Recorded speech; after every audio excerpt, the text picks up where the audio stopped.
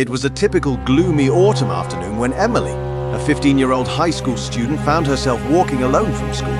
The trees swayed in the brisk wind, casting eerie shadows on the empty street. Her heart raced, not because of the chill in the air, but due to the tales that had been circulating through the school. Rumors of a malevolent spirit haunting this very road had piqued Emily's curiosity. Everyone spoke of a restless soul seeking retribution for a long-forgotten injustice. Emily scoffed at the stories, believing them to be nothing more than a figment of overactive teenage imagination. As Emily walked down the deserted street, the atmosphere grew darker.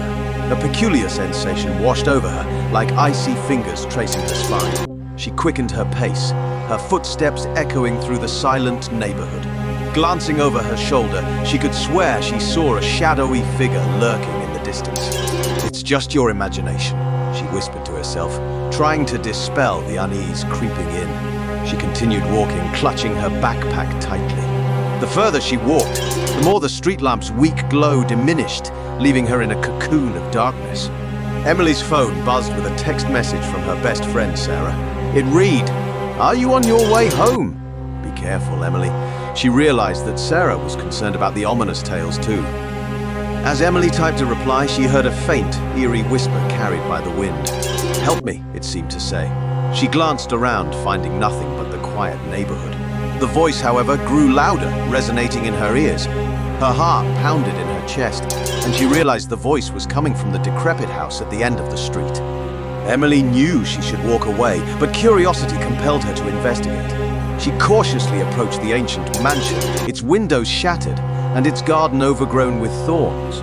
The voice grew louder, more desperate, echoing in her ears. "Who's there? What do you want?" Emily called out, her voice trembling. Suddenly, the front door creaked open with an agonizing groan. Fear raced through her veins as she reluctantly stepped inside. The interior of the house was even more terrifying. Cobwebs hung in thick clusters, and the air was damp and oppressive. Flickering candles cast an eerie, shifting light.